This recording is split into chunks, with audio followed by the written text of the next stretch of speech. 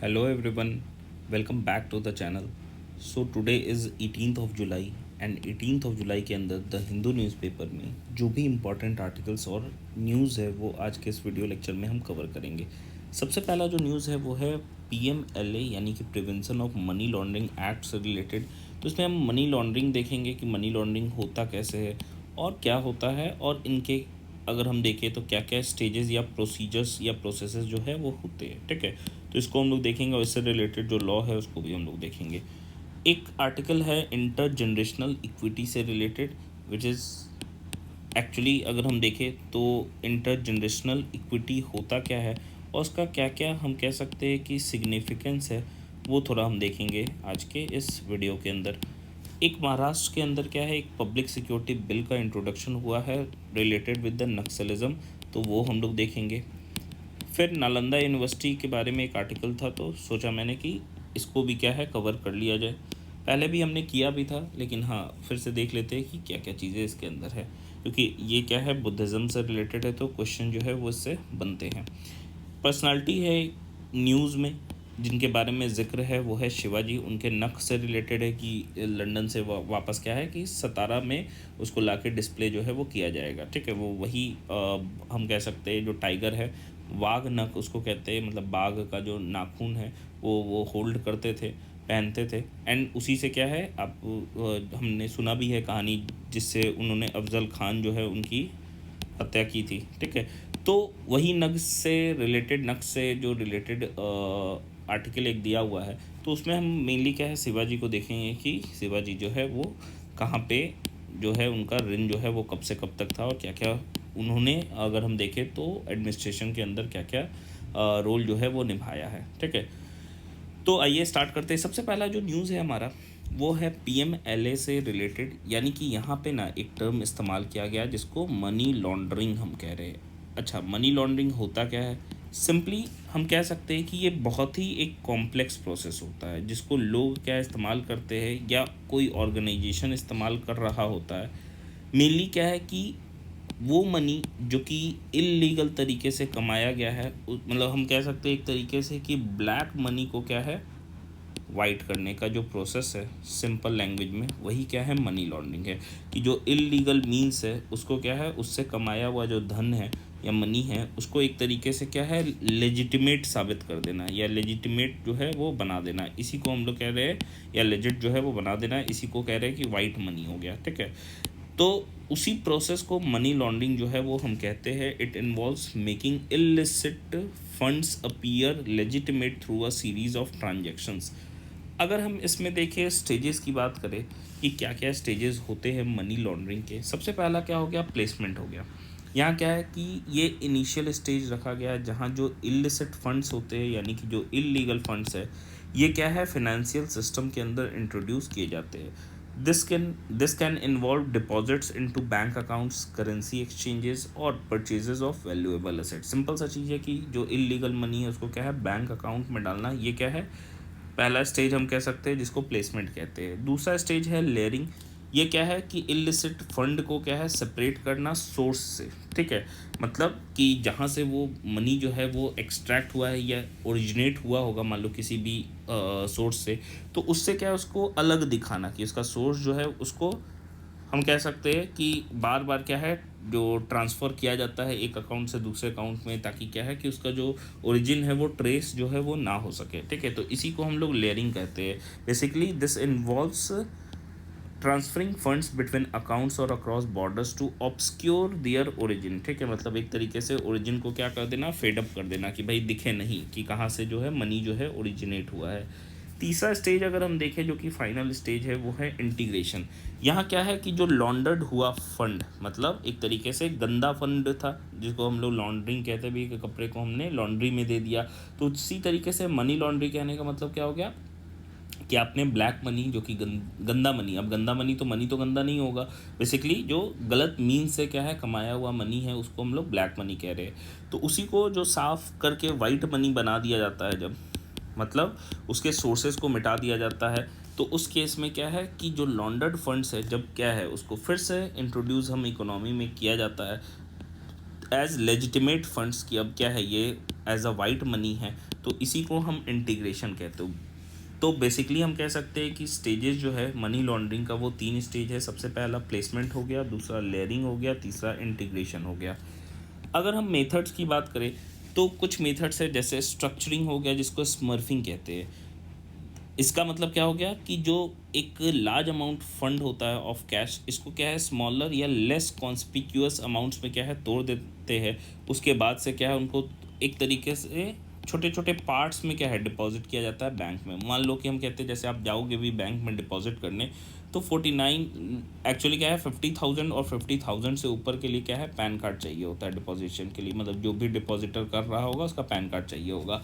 लेकिन लोग आप देखोगे कि 49,999 कर देते, जहाँ पे क्या है कि 1 रुपया कम कर दिए और इसमें पैन कार्ड की कोई ज़रूरत नहीं पड़ती है। तो सिंपल सा चीज़ है, अगर मान लो कि ऐसे ऐसे हमने 100 के बांट दिए कि भाई 1000 करके हम डिपॉजिट करते जा रहे हैं, तो एक बार में डिपॉजिट तो नहीं हो रहा है, तो ट्रेस आउट जो है जल्दी नहीं हो पाता है। तो उसी को स्ट्रक्चरिंग या स्मर्फिंग हम लोग कहते हैं।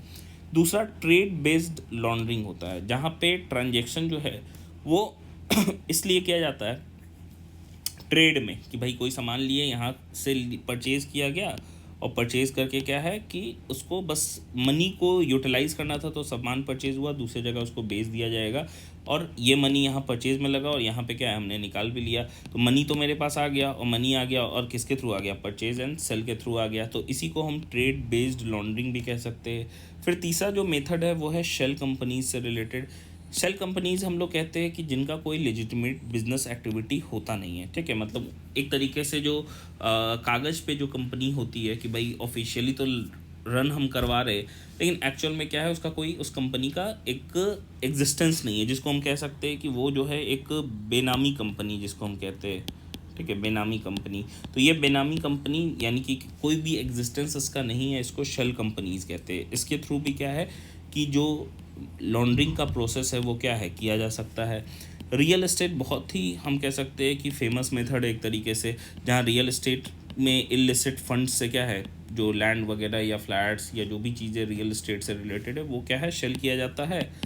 एंड मतलब उसको ख़रीद के फिर क्या है सेल आउट कर दिया जाता है, जिसके कारण क्या है कि जो मनी है वो हमारा क्या हो जाता है लॉन्डर्ड हो जाता है। तो ये सारे क्या हो गए आपके मेथड्स हो गए मनी लॉन्ड्रिंग से रिलेटेड। अब मनी लॉन्ड्रिंग वर्क कैसे करता है, अगर हम इसको फ्लो चार्ट में समझने की कोशिश करें तो जैसा आप देखोगे यहाँ पे हम क्लियरली देखते हैं, जैसे dirty money is acquired through illegal means. फिर क्या है क्रिमिनल जो होते हैं वो इस मनी को लॉन्डर करते हैं, जहाँ पे सोर्सेज को डिस्गाइज कर दिया जाता है और मनी को डिपॉजिट कर दिया जाता है बैंक के अंदर। फिर जो क्लीन इन्वेस्टमेंट किया जाता है and purchase of luxury assets and clean money जो है वो एंटर करता है इकोनॉमी में। तो ये जो है एक फ्लो चार्ट के रूप में हो गया समझने के लिए कि भाई मनी लॉन्ड्रिंग जो है वो होता कैसे है। इसी से रिलेटेड 2002 के अंदर जो है एक एक्ट आया था जिसको prevention of money laundering act हम लोग कहते हैं, PMLA एक्ट, सॉरी PMLA 2002 कह सकते हैं कि 2002 के अंदर इसको लेके आया गया था। तो ये एक एक्ट है पार्लियामेंट के द्वारा इनैक्ट किया गया था कि भाई जो मनी लॉन्ड्रिंग हो रहा है देश के अंदर उसको क्या है प्रिवेंट किया जा सके, एंड जो भी मनी लॉन्ड्रिंग से खरीदी गई प्रॉपर्टी है उसको कॉन्फिस्केट भी किया जाता है, मतलब उसको एक तरीके से जब्त किया जाता है। It aims to combat money laundering related to illegal activities such as drug trafficking, smuggling and terrorism financing, ठीक है। तो बेसिकली जो ब्लैक मनी है उसका यूज़ जो है इन सारे एक्टिविटी जो कि गलत एक्टिविटीज़ है उनमें किया जाता था। तो उसी को रोकने के लिए क्या है ये एक्ट जो है लेके आया गया था। क्या क्या की प्रोविजंस है PMLA के अंदर, तो अगर हम सबसे पहला देखें ऑफेंसेस एंड पेनल्टीज़ की हम बात कर रहे हैं, तो PMLA जो है डिफाइन करता है मनी लॉन्ड्रिंग को as an offence and imposes penalties for such activities. It includes rigorous imprisonment and fines for offenders, ठीक है। तो imprisonment भी किया जाता है, साथ ही साथ फाइन्स भी लगाया जाता है। नेक्स्ट जो प्रॉपर्टी अगर होगा, मान लो कि कोई भी इलीगल मनी से ख़रीदा गया तो उसको सील कर दिया जाता है या उसको कॉन्फिस्केट जो है हम कर सकते हैं। जो reporting requirements, PMLA mandates certain entities such as banks and financial institutions to maintain records of transactions and reports suspicious transactions to the financial intelligence unit। यानी कि जो भी PMLA के अंदर क्या है प्रोविज़न ऐड किया गया कि भाई बैंक होंगे या जो भी फाइनेंशियल इंस्टीट्यूशन है वो क्या है एक रिकॉर्ड भी मेंटेन करेंगे अपने ट्रांजेक्शन्स का, और अगर क्या है उनको कोई भी ऐसा सस्पिशियस अकाउंट जो है वो दिखता है ऐसा ट्रांजेक्शन करते हुए, तो उस केस में इमीडिएटली वो फाइनेंशियल इंटेलिजेंस यूनिट को क्या है रिपोर्ट करेंगे. Designated authority and appellate tribunal. The act establishes a designated authority to assist in the investigation and prosecution of money laundering offences. It also provides for the establishment of an appellate tribunal to hear appeals against orders of the adjudicating authority. तो basically क्या है, जो tribunal और जो हम कह सकते हैं कि डेजिग्नेटेड अथॉरिटी जो है वो भी बनाया गया कि स्पेशली क्या है वो किस चीज़ से रिलेटेड होगा, बस मनी लॉन्ड्रिंग से रिलेटेड जो केसेस है उनको जो है वो देखेगा. ठीक है. नेक्स्ट अगर हम देखें तो क्या ऑब्जेक्टिव रहा, तो पहला है प्रिवेंशन की मनी लॉन्ड्रिंग को प्रिवेंट किया जाए. दूसरा क्या है, डिटेक्ट करना कि भाई कोई भी मनी लॉन्ड्रिंग जो है वो प्रॉपर तरीके से क्या है कि उसको हम रोक सके, प्रॉपरली इन्फोर्स किया जा सके जो लॉ है उस चीज़ को. कॉन्फिस्केशन मतलब जो प्रॉपर्टी अगर क्या है मनी लॉन्डर्ड मनी से जो है वो अगर परचेज होगी तो उस केस में क्या है उनको सील किया जाएगा. इंटरनेशनल कोऑपरेशन और ओवरऑल क्या है कि वर्ल्ड वाइड भी क्या है मनी लॉन्ड्रिंग जो है वो लार्ज स्केल पे हम कह सकते हैं वर्ल्ड वाइड भी होता है. तो उसके चलते टेरर फिनेंसिंग वगैरह जो है या ह्यूमन ट्रैफिकिंग है वो सारी चीज़ें इन्वॉल्व होती है. तो वो उन सारे एक्टिविटीज़ को रोकने के लिए क्या है हमको पीएमएलए को प्रॉपरली इन्फोर्स भी करना पड़ेगा. जिसके चलते क्या है कि जो हम पीएमएलए का ऑब्जेक्टिव है वो ये भी है कि हम सिर्फ और सिर्फ अपने रीजन में ही कॉन्फाइंड ना रहे, हम अपने नेशनल बाउंड्री के ही अंदर ना रहे, बल्कि क्या है वर्ल्ड वाइड ये जो प्रॉब्लम है इसको सॉल्यूशन जो है हम कर सके. कुछ रिसेंटली क्या है अमेंडमेंट्स भी किया गया था.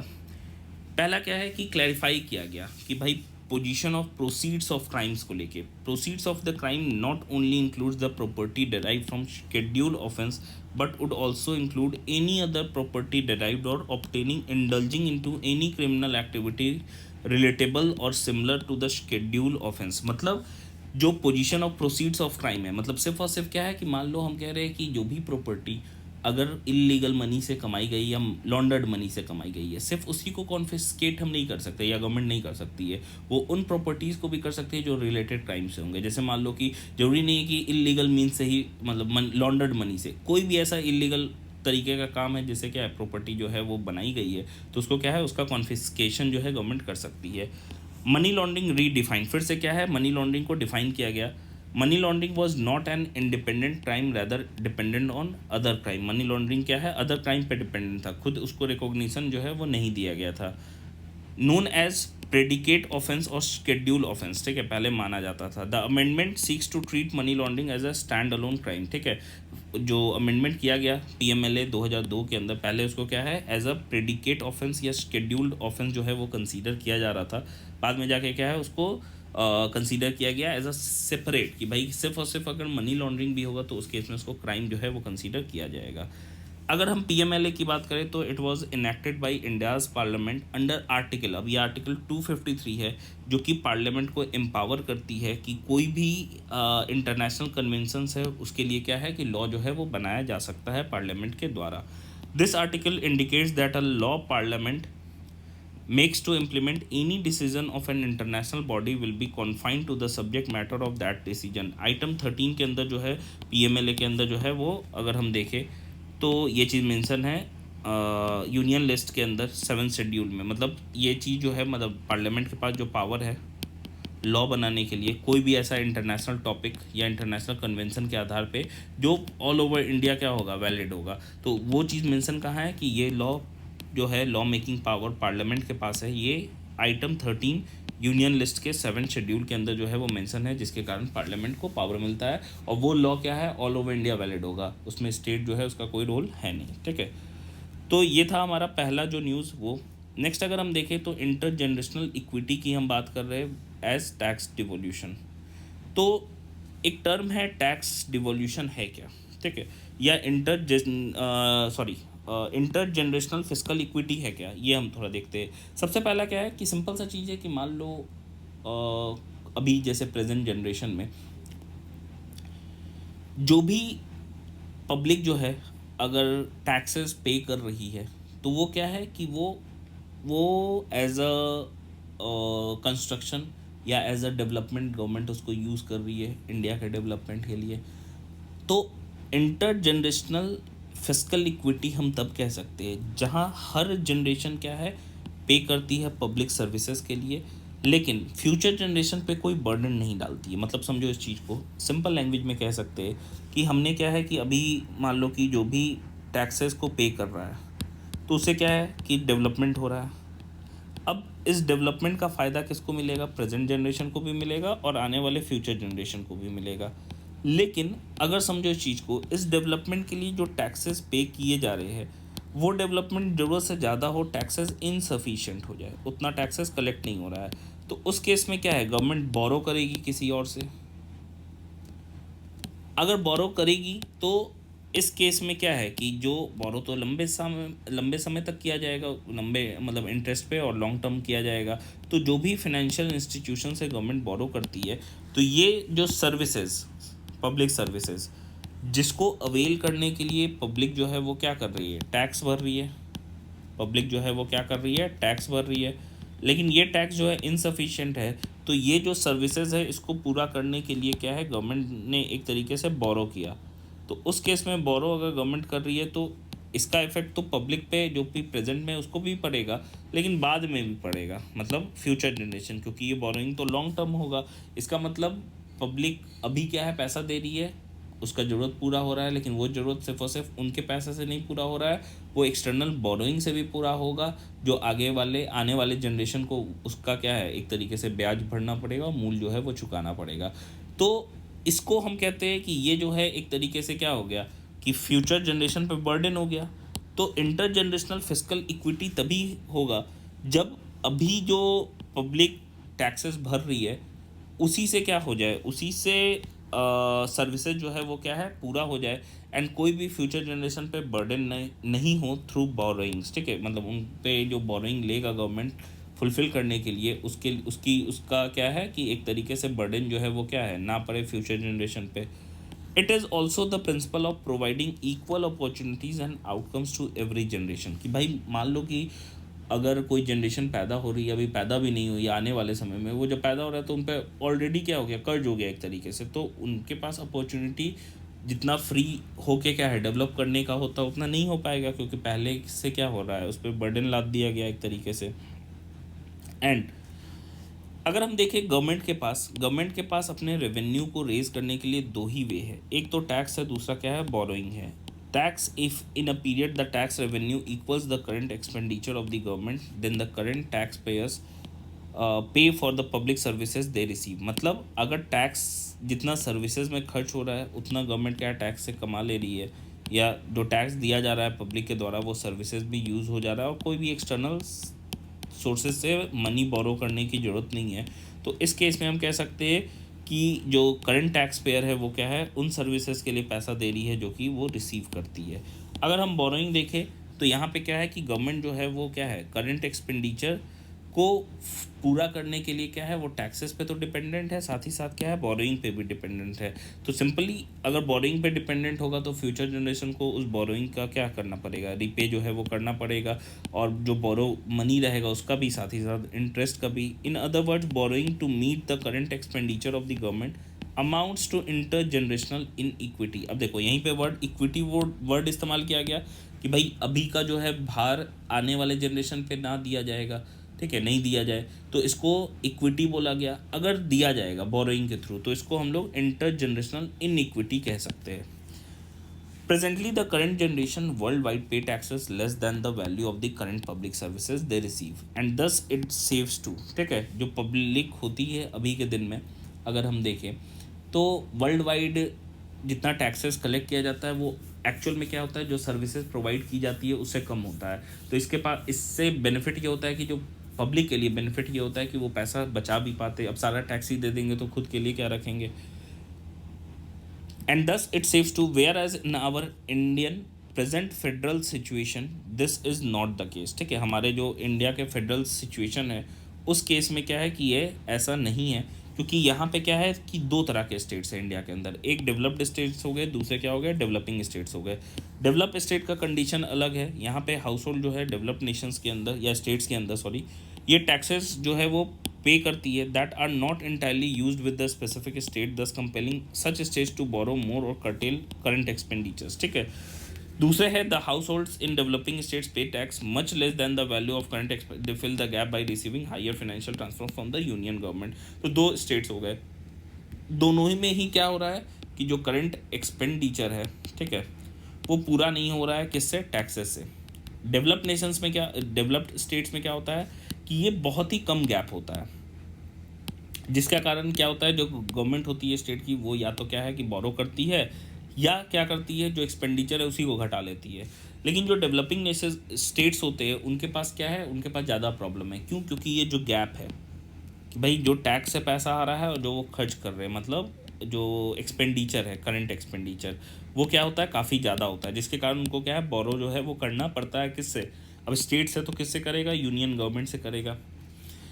तो इंटर जनरेशनल इक्विटी का क्या ही इश्यूज़ है। तो हमने जैसे क्लासीफाई किया दो तरह के स्टेट्स को, एक हो गया लो इनकम स्टेट, जैसे बिहार है, उत्तर प्रदेश है, मध्य प्रदेश है, राजस्थान है, उड़ीसा, झारखंड, ये सारे हो गए। They finance a small portion of their revenue expenditure with their own tax revenue and also receive large amounts of union financial transfers। जैसा मैंने बोला कि जो गैप ज़्यादा है तो उनको लार्ज अमाउंट में क्या है, जो यूनियन फंड है उनसे क्या है, पैसा चाहिए होगा। The own tax revenue collection from GST, VAT excise, stamp duty, motor vehicle tax financed up to 59.3% of the revenue expenditure in high income states, while low income states के अंदर क्या है, ये सिर्फ 35.9%। जैसे लो इनकम में आपके क्या हो गया, बिहार हो गया, ठीक है, झारखंड हो गया, ये लो इनकम में। हाई इनकम में क्या हो गया, राजस्थान हो गया, मध्य प्रदेश हो गए, उत्तर प्रदेश भी एक तरीके से हो गया, ठीक है, जहाँ पे क्या है, हम कह सकते हैं हाई इनकम स्टेट्स में उनको फिर भी फिनांस करना पड़ता है कितना, लगभग 59.3% जो है वो ओन टैक्स से फिनांस हो जाता है, जबकि लो इनकम में 35.9% तक होता है। हाई इनकम स्टेट जैसे तमिलनाडु हो गया, Kerala, Karnataka, Maharashtra, Gujarat, Haryana finance a substantial portion of their revenue expenditure with their own tax revenue but receive too few union financial transfers। तो अगर हम हाई इनकम स्टेट्स में देखें तो वहाँ पे भी क्या होता है, वहाँ पे हमने जैसा बोला भी कि गैप जो है वो कम होता है, तो मैक्सिमम क्या है, खुद के ही टैक्स से पूरा हो जाता है, और कुछ ही क्या है अमाउंट जो है बोरो करना पड़ता है यूनियन गवर्नमेंट से, ठीक है। Revenue expenditure to gross state domestic product ratio for high income state जो है वो 10.9% है, which is lower than similar ratio of 18.3% for low income states. मतलब जो जीएसडीपी है रेशियो हाई इनकम स्टेट का, वो क्या है, वो 10.9% है। मतलब एक समझो ये वाला रेवेन्यू एक्सपेंडिचर टू जीएसडीपी, मतलब रेवेन्यू एक्सपेंडिचर क्या है, ज़्यादा है, किसका, हाई इनकम स्टेट्स का। और अगर हम ग्रॉस स्टेट डोमेस्टिक प्रोडक्ट की बात करें, अच्छा ये हो गया। एक देखो, जैसे हम कह रहे हैं सिंपली कि जैसे रेवेन्यू एक्सपेंडिचर टू क्या हो गया, जीएसडीपी हो गया, ठीक है। यहाँ पे अगर क्या है, जीएसडीपी डिनोमिनेटर के अंदर है, अगर इसकी वैल्यू क्या होगी, ज़्यादा होगी, तो ओवरऑल ये क्या हो जाएगा, कम हो जाएगा। इसीलिए देखो, क्योंकि इसका डिनोमिनेटर क्या है कि ज़्यादा है जीएसडीपी किसका, हाई इनकम स्टेट का, तो वो इसीलिए ओवरऑल अगर हम रेशियो देखें तो 10.9% आ गया हाई इनकम स्टेट्स का, वहीं पे 18.3% आ गया किसका, लो इनकम स्टेट्स का। Nearly 57.7% of revenue expenditure in low income states was financed by union financial transfers, and only 27.6% of revenue expenditure was financed by union financial transfers in high income states. Government can also deduce that the high income state had to incur a deficit of 13.1% and the low income जो है ended up with a deficit of only 6.4% of revenue expenditure, ठीक है। तो simply अगर हम देखें तो high income state जो है उनको क्या है, कम इफेक्ट होता है, मतलब एक तरीके से इंटर जनरेशनल इक्विटी क्या है, ज़्यादा मेंटेन होता है किस में, हाई इनकम जो स्टेट्स हैं उनमें। क्यों भाई, क्योंकि उनको अपने रेवेन्यू एक्सपेंडिचर को फिल करने के लिए कम बोरो करना पड़ता है। याद रखना, जितना कम बोरो होगा उतना ज़्यादा इक्विटी जो है वो मेंटेन रहेगा।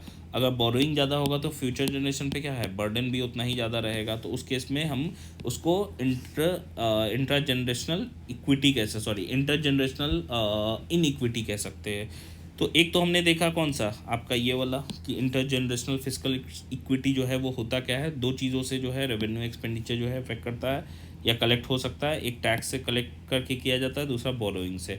जितना बोरोइंग होगा उतना इक्विटी क्या है, कम होगा, ठीक है। तो इसमें इतना ही पढ़ना था हमें। नेक्स्ट देखो, नेक्स्ट है महाराष्ट्र के अंदर पब्लिक सिक्योरिटी बिल को जो है वो लाया गया है। अब अगर हम ओवरव्यू देखें, आपके Maharashtra special public security bill का 2024 के अंदर इंट्रोड्यूस किया गया है। पर्पस क्या है कि मेन जो है वो जो नक्सलिज्म क्या है कि बढ़ रहा है, उसका खतरा एक तरीके से उसी से लड़ने के लिए क्या है, या उसी को प्रिवेंट करने के लिए ये बिल को लेके आया गया है। अगर हम यहाँ पे देखें तो इस बिल के तहत कुछ की प्रोविजंस है। सबसे पहला क्या है कि अनलॉफुल एक्टिविटी को डिफाइन किया गया है।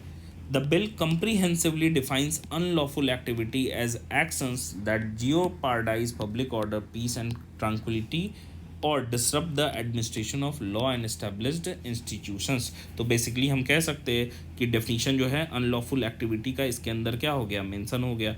तो ये एक चीज़ हो गया।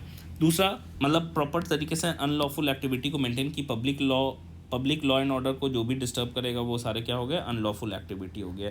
नॉन बेलेबल ऑफेंसेस है कि जो भी ऑफेंसेस आपके अनलॉफुल होंगे उसमें क्या है, बेल जो है वो नहीं मिलेगा। और जो असेट्स हो गए आपके, अगर कोई भी इंसान क्या है अनलॉफुल एक्टिविटीज़ में इन्वॉल्व होगा तो उसके असेट्स को भी सीज जो है वो किया जा सकता है। क्रिटिसिज्म भी किया गया इस एक्ट का, क्योंकि ये एक्ट काफ़ी ब्रॉड और वेग डेफिनेशन के साथ है। क्योंकि ये जो अनलॉफुल एक्टिविटीज़ है उसको क्या है, उसको उसका बहुत इंटरप्रिटेशन जो है निकाला जा सकता है, ठीक है। फिर दूसरा है क्या है कि जो लेजिटिमेट प्रोटेस्ट होगा उसको क्या है सप्रेस कर सकते हैं। मान लो कि कोई प्रोटेस्टर जो है प्रोटेस्ट कर रहा है, बोले कि भाई इनको भी क्या है कि हम अनलॉफुल एक्टिविटी कंसीडर करेंगे। अब कोई आदमी सही चीज़ के लिए प्रोटेस्ट कर रहा है तो वो भी नहीं करेगा, उनको भी दिक्कत आएंगी। जो फ्रीडम ऑफ राइट्स है, जो एक्सप्रेशन है हमारा right to freedom of speech and expression, उस पे भी एक तरीके से क्या है कि उसको भी सप्रेस किया जा रहा है, उसको नहीं माना जा रहा है। क्योंकि हर आदमी का क्या है फंडामेंटल राइट है, right of freedom of speech and expression. तो उसको क्या मतलब एक तरीके से सप्रेस करने की कोशिश की जा रही है कि भाई ये एक्ट के थ्रू सप्रेस किया जा रहा है। एग्जिस्टिंग जो लॉज है, अदर लॉज जैसे कि अनलॉफुल एक्टिविटीज़ प्रिवेंशन एक्ट जो यूएपीए हम कहते हैं वो हो गया, एनएसए हो गया। फिर हम कह सकते हैं जिसको नेशनल सिक्योरिटी एक्ट एनएएसए कहते हैं। पब्लिक सेफ्टी एक्ट्स है, जिसके कारण लोगों में क्या है कि कन्फ्यूज़न होगा कि भाई ये कौन सा एक्ट के अंदर है, मतलब क्योंकि ऑलरेडी हमारे पास एक्ट है अनलॉफुल एक्टिविटीज़ को लेके, तो फिर इस एक्ट का क्या है सेपरेट तरीके से क्या ही मायना। Legal and human rights concern है, क्योंकि ये एक्ट क्या है कि जो ह्यूमन राइट्स है इंडिविजुअल का उसको क्या है ऑब्स्ट्रक्ट कर सकता है या रोक सकता है। क्योंकि कई बार क्या होता है कि लॉ को इम्प्लीमेंट करने के दौरान क्या होता है कि अनफेयर ट्रीटमेंट जो है लोगों के साथ हमें देखने को मिलता है कि जो ऑफिशियल्स है वो क्या है अनफेयर ट्रीटमेंट जो है वो करते हैं लोगों के साथ। नेक्स्ट देखो, नेक्स्ट है नालंदा यूनिवर्सिटी के बारे में मेंशन्ड है। तो हमने कवर किया भी था एक बार जब प्राइम मिनिस्टर मोदी ने आपको इनॉग्रेट किया था नालंदा यूनिवर्सिटी के नए सेंटर को। तो फिर भी एक बार देख लेते हैं हम लोग। सिंपली अगर हम हिस्ट्री की बात करें नालंदा यूनिवर्सिटी का, तो गुप्ता डायनेस्टी के एम्पेरर थे कुमार गुप्त, जिसको सक्रादित्य कहते हैं। उन्होंने नालंदा यूनिवर्सिटी को जो है वो बनवाया था 427 कॉमन एरा में बिहार के अंदर, ठीक है। लगभग 600 साल तक क्या है फ्लॉरिश किया नालंदा यूनिवर्सिटी ने, हम कह सकते हैं 12th सेंचुरी तक। एंड जो हर्षवर्धना थे और पालास थे उनके अंदर क्या है ये काफ़ी पॉपुलर जो है यूनिवर्सिटी हो गया था। ड्यूरिंग किंग हर्षवर्धना रिन 606 से 647 एडी के बीच में जो चाइनीज़ स्कॉलर थे जिनका नाम जुआन जैंग था, जिनको ह्यून सैंग भी हम कहते हैं, साथ ही साथ मोक्सा देवा जो कि 7th सेंचुरी के चाइनीज़ बुद्धिस्ट मॉन्क थे, वो क्या है वो यहाँ पे आए और लगभग 5 साल तक वो रह के यहाँ पे नालंदा यूनिवर्सिटी में उन्होंने पढ़ाई भी की थी। और साथ ही साथ नालंदा से डिफरेंट स्क्रिप्चर्स जो है वो ले गए और फिर उनको चाइनीज़ में जो है वो ट्रांसलेट भी किया उन्होंने। अनदर पिलग्रिम थे, एक तरीके से बुद्धिस्ट पिलग्रिम थे, चाइनीज़ी थे, जिनका नाम आइसिंग था। वो भी क्या है 670 एडी के अंदर नालंदा आते हैं। एंड उन्होंने स्टेट भी किया कि नहीं भाई नालंदा जो है उसके अंदर नालंदा यूनिवर्सिटी में उस समय लगभग 2000 स्टूडेंट्स रहा करते थे। एंड जो इनका खर्च था, मतलब यूनिवर्सिटी अगर हम देखें तो यूनिवर्सिटी मेंटेन कैसे होता था, मेनली जो फंड्स आते थे आसपास के गांव से, और लगभग 200 गांव से क्या है फंड के बदौलत क्या ये यूनिवर्सिटी जो है वो चल रहा था। A large number of students have come to study from China, Mongolia, Tibet, Korea and other Asian countries से जो लोग हैं वो आया करते थे। आर्कियोलॉजिकल एविडेंस मिला भी है कि भाई ये जो यूनिवर्सिटी के अंदर जो है वो उसका रिलेशन काफ़ी हद तक क्या है, इंडोनेशियन जो शैलेंद्र डायनेस्टी है उससे रहा होगा। Spiritual divines like Lord Buddha and Lord Mahavira जो है वो भी इसी रीजन में जो है वो मेडिटेट उन्होंने किया था, जिसके कारण एक पॉजिटिव हम कह सकते हैं वाइब्रेसी जो है वो एरिया को मिलता है। बहुत हम कह सकते हैं कि फेमस जो है लोग भी यहाँ से निकले, जैसे नागार्जुना हो गए, आर्यभट्ट हो गए, धर्माकृति हो गए, ये भी क्या है, यही यही हम कह सकते हैं नालंदा यूनिवर्सिटी से ही यहाँ से निकले थे ये सारे फेमस जो स्कॉलर्स रहे हैं। यूनिवर्सिटी जो है फाइनली अगर हम देखें तो 1193 के अंदर, मतलब 1193 के अंदर जो टर्किश रूलर थे, जो कि पहले हम देखते हैं कि कुतुबुद्दीन ऐबक, जो स्लेव डायनेस्टी हमारा स्टार्ट होता है 1206 में, ठीक है, उन्हीं के एक जनरल थे जिनका नाम था बख्तियार खिलजी, उसके ही द्वारा क्या है कि डिस्ट्रॉय कर दिया गया था 1193 ईस्वी के अंदर। फिर से उसको रीडिस्कवर किया गया स्कॉटिश सर्वेयर के द्वारा जिनका नाम था फ्रांसिस बुचनन हैमिल्टन 1812 ईस्वी के अंदर। और फिर से उसको अगर हम देखें तो 1861 में सर अलेक्जेंडर कनिंगम जो थे उन्होंने क्या है एज अ एंशियंट यूनिवर्सिटी जो है इस मॉन्यूमेंट को फिर से क्या है कि आइडेंटिफाई किया, मतलब खोजा था कौन, फ्रांसिस ने, ठीक है, 1812 ईस्वी में, लेकिन उसको रिकॉग्नाइज किया किसने, आपके कनिंगम ने 1861 में एज अ एंशियंट यूनिवर्सिटी। तो यही था। एक और लास्ट न्यूज़ है हमारा, वो है कि शिवाजी का जो वाघ नख है वो यूके से जो है वो लाया गया है कि डिस्प्ले किया जाएगा सतारा के अंदर। अगर हम शिवाजी की बात करें तो इनका जन्म जो है 19 फरवरी 1630 के अंदर शिवनेरी फोर्ट डिस्ट्रिक्ट पुणे के अंदर जो है वो हुआ था, जो आज के डेट में महाराष्ट्र के अंदर स्थित है। इनके पिता का नाम शहाजी भोसले थे, भोसले था, जो कि मराठा जनरल थे उस समय। एंड उन्हीं के अंतर्गत क्या है जो जागीर जो थे पुणे और सूपे के वो आते थे। And he was under Bijapur sultanate, ठीक है, बीजापुर जो सल्तनत है उसी के अंडर जो है वो Shahaji Bhosle as a Maratha general जो है वो वहाँ पे थे, ठीक है। उनकी जो माता दी थी उनका नाम जीजाबाई था, जो कि काफ़ी रिलीजियस वुमेन जो है वो कंसीडर किया गया है, मतलब वो थी। शिवाजी का कंटिन्यूसली अगर हम देखें तो मुग़ल से क्या है कॉन्फ्लिक्ट रहा करता था।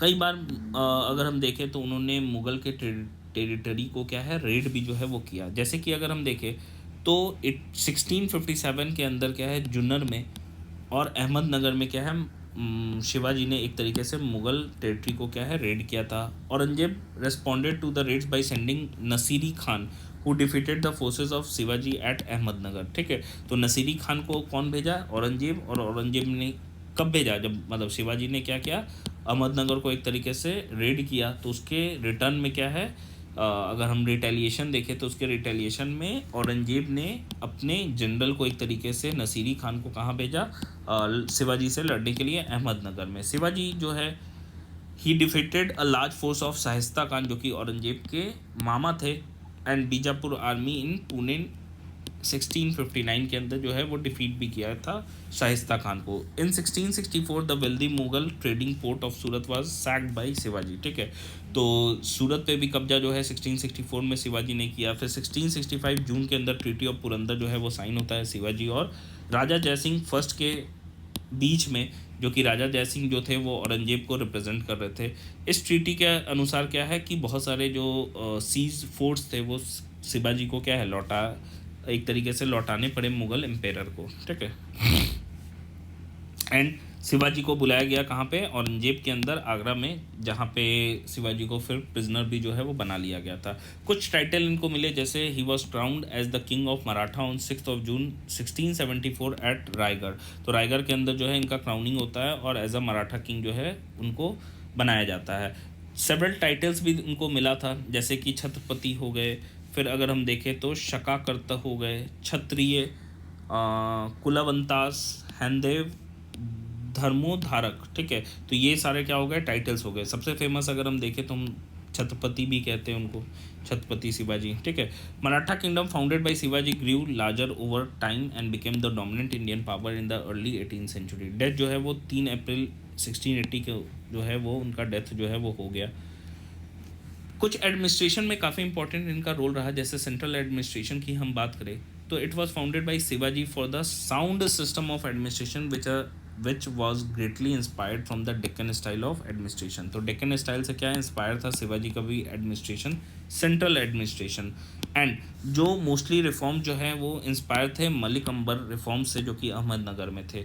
The king was the supreme head होंगे who was assisted by a group of 8 minister, जिसको अष्ट प्रधान कहते हैं, ठीक है। तो एक किंग सेंट्रल एडमिनिस्ट्रेशन में, जहाँ पे 8 जो है वो अदर हम कह सकते हैं कि जो मिनिस्टर्स थे जिनको अष्ट प्रधान कहा जाता था, वो किंग को असिस्ट करते थे।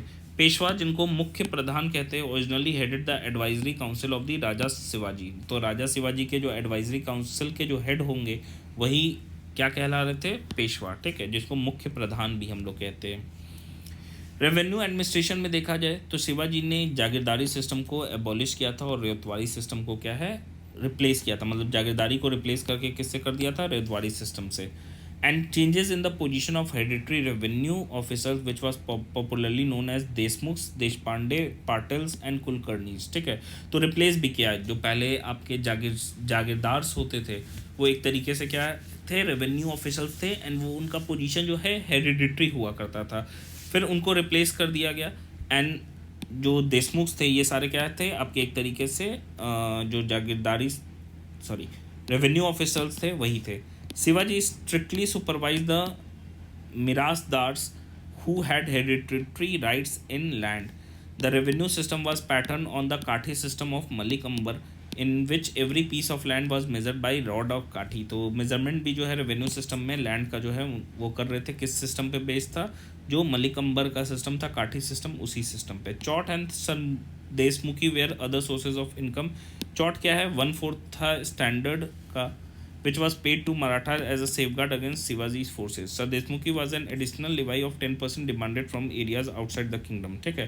तो चौट सिंपली क्या है कि 1/4 है प्रोड्यूस का, जिसको शिवाजी जो है वो कलेक्ट करते थे ताकि वो वहाँ रेट जो है वो नाप करे। एंड जो सर देशमुखी था वो 10% एक्स्ट्रा था। और किससे डिमांड करते, मान लो कि जैसे इतना बड़ा किंगडम हुआ करता था, ठीक है, सब पे क्या है कि शिवाजी का राज्य था मान लो। अब मुगल को बहुत सारा सरेंडर करना पड़ा कि भाई किंगडम इतना दे दिया। अब मान लो कि ये यहाँ पे क्या है कि एक तरीके से सरेंडर हो गया इतना पार्ट।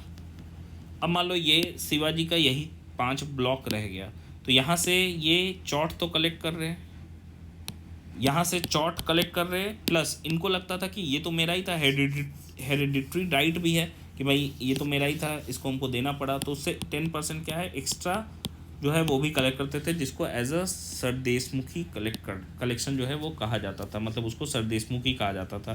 तो चौट और सरदेशमुखी दोनों क्या है मराठा किंगडम के अंदर अगर हम देखें तो काफ़ी इंपॉर्टेंट सोर्सेज ऑफ रेवेन्यू जो है माने जाते हैं। तो इतना ही था इसमें। तो thank you so much. And इस चैनल से आप अननोन IAS है टेलीग्राम पे हमारा चैनल, इससे आप इस सेशन के PDF को डाउनलोड कर सकते हैं। And thank you so much and have a nice day.